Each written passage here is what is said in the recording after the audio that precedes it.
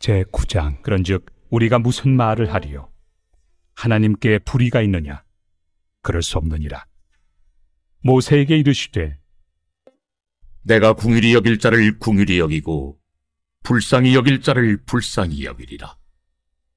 그런즉 원하는 자로 말미암음도 아니요 다른 박질하는 자로 말미암음도 아니요 오직 긍휼히 여기시는 하나님으로 말미암음이니라.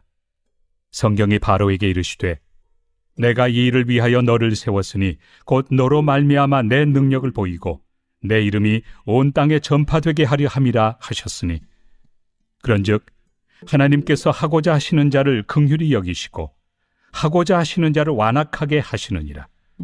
혹 내가 내게 말하기를 그러면 하나님이 어찌하여 허물하시느냐? 누가 그 뜻을 대적하느냐 하리니 이 사람아 내가 누구이기에 감히 하나님께 반문하느냐?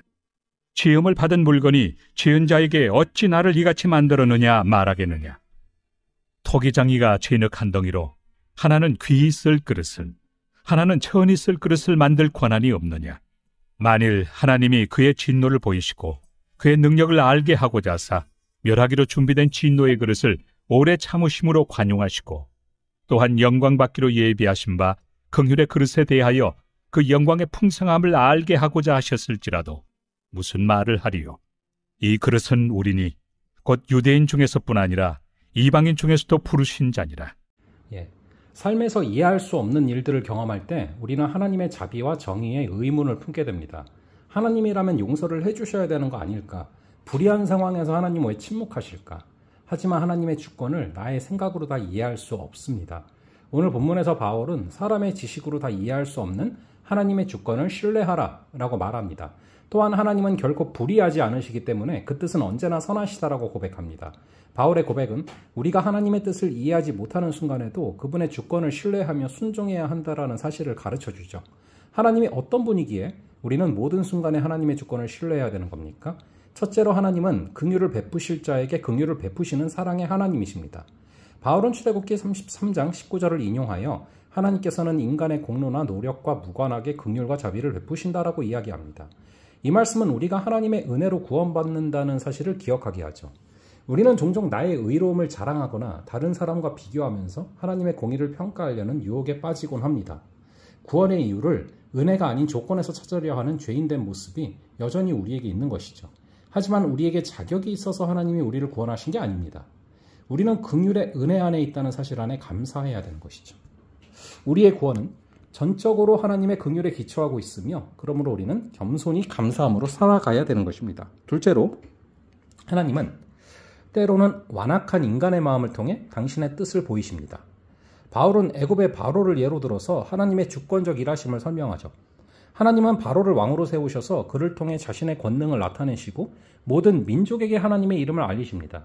하나님이 어떻게 일하시든지 변하지 않는 한 가지는 당신의 주권에 따라 일하시는 하나님이 선하시고 옳으시다는 겁니다.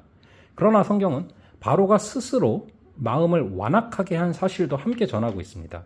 이는 하나님의 주권과 동시에 인간의 책임도 강조를 하는 부분이죠. 우리 삶에서도 이해하기 어려운 상황이 있지만 그 속에서도 하나님의 선한 계획을 우리는 신뢰해야 됩니다. 다 이해하지 못하는 상황에도 순종하는 우리의 삶을 통해서 하나님이 영광 받으시는 줄로 믿습니다. 마지막으로 하나님은 인내와 긍휼로 우리를 품으시는 분이죠. 바울은 하나님이 마땅히 심판받을 죄인들에게도 오래 참으시는 분이며 긍휼로 품으시는 사람들에게는 영광을 준비하셨다라고 이야기합니다. 하나님은 말씀으로 세상을 창조하신 분이고 만물의 주인이시죠.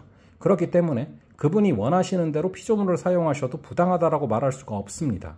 하지만 하나님은 오래 참으시고 자비로운 분이십니다. 세상이 여전히 존재하고 우리가 그 세상 안에 살아간다는 사실이 하나님의 자비를 지금도 증명하고 있지 않습니까?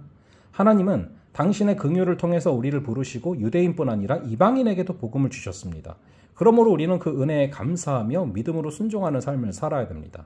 하나님은 긍휼과 자비로 우리를 부르셨고 우리는 그 부르심에 믿음과 감사로 순종해야 됩니다. 하나님은 불의하지 않으시며 우리가 이해할 수 없는 상황 속에서도 항상 선을 이루어 가십니다. 그러므로 우리는 하나님의 주권을 인정하고 그 뜻에 순종하며 긍휼의 그릇으로 살아가야 됩니다. 삶의 자리에서 하나님을 신뢰함으로 세상을 향한 하나님의 긍휼을 전하는 성도가 되기를 간절히 바랍니다. 잠시 기도하겠습니다. 아버지 하나님, 우리가 이해할 수 없는 일들을 경험하게 될 때 주님의 주권에 순종할 수 있는 믿음을 허락하여 주시옵소서. 긍휼을 베푸실 자에게 긍휼을 베푸시는 사랑의 하나님이심을 의심치 말게 하시고 때로는 완악한 인간의 마음을 통해서도 당신의 일을 이루신다는 것을 믿고 소망 가운데 나아가게 하여 주시옵소서. 인내와 긍휼로 우리를 품으시니 감사합니다. 아버지 하나님의 그 긍휼에 힘입어 오늘도 감사하며 믿음으로 순종하는 삶을 살아가게 하여 주시옵소서. 감사드리옵고 이 모든 말씀 우리 주 예수 그리스도의 이름으로 기도합니다. 아멘. 그럼 또 다음번에 뵙도록 하겠습니다.